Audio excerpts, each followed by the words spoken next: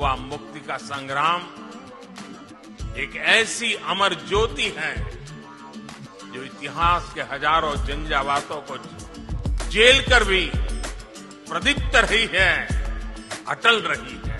1510 में पुर्तगालियों ने गोवा में कदम रखा और एक एक करके कुछ हिस्से अपने अधीन कर लिए। इससे गोवा की शांति और संस्कृति पर गहरा प्रभाव पड़ा। गोवा एक ऐसे समय में पुर्तगाल के अधीन गया था जब देश के दूसरे बड़े भूभाग में मुगलों की सल्तनत थी। उसके बाद कितने ही सियासी तूफान इस देश ने देखे, सत्ताओं की कितनी उठक पटक हुई, लेकिन समय और सत्ताओं की उठापटक के बीच सदियों की दूरियों के बाद भी न गोवा अपनी भारतीयता को भूला, न भारत अपने गोवा को कभी भूला। प्रजा ने अपनी आवाज उठाई और कुंकोलिम गांव के लोगों ने 1583 में पुर्तगालियों के खिलाफ पहला विद्रोह किया।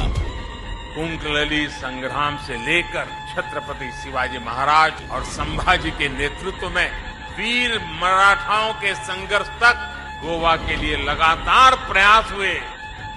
पिंटो क्रांति, राणे विद्रोह और भी कई प्रयास होते रहे जिन्होंने सदा ही पुर्तगालियों को अशांत ही रखा। पुर्तगाली प्रधानमंत्री साल्जार ने अपने निर्देशों एक्टो कॉलोनियल से गोवा की प्रजा की हर आजादी दबा रखी थी।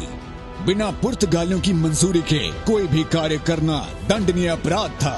ऐसे हालात में डॉक्टर राम मनोहर लोहिया ने 18 जून 1946 को मडगांव अखाड़े लोहिया मैदान में हजारों की संख्या में आए लोगों को संबोधित करने ही लगे थे कि पुलिस ने उन्हें गिरफ्तार कर लिया। लेकिन यही उनकी सबसे बड़ी भूल बनी। इस गिरफ्तारी ने सुलगती चिंगारी को ऐसी हवा दी जिसने पूरे गोवा में आजादी की ललक जला डाली। एक तरफ गोवा लिबरेशन आर्मी और आजाद गोमंतक दल जैसी संस्थाएं गोली बारूद से क्रांति कर रहे थे, तो दूसरी तरफ हजारों लोगों ने गोवा की आजादी के लिए सत्याग्रह का रास्ता चुना। और 15 अगस्त 1955 को लोग गोवा में उमड़ने लगे। आंदोलन रोकने के लिए पुर्तगालियों ने देखते ही गोली चलाने के संदेश तक दे डाले। एक ओर क्रांति चलती रही, दूसरी ओर भारतीय सरकार अंतर्राष्ट्रीय स्तर पर गोवा के लिए आवाज उठाती रही। पुर्तगाली साम्राज्य की क्रूरता अंतर्राष्ट्रीय अखबारों में भी छपती रही। इससे पुर्तगालियों पर भारी दबाव पड़ा।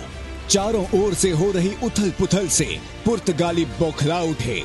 इसी बौखलाहट में नवंबर 1961 में पुर्तगालियों ने एक एक करके 2 जहाजों को भारत सेना का समझकर उन पर आक्रमण कर दिया।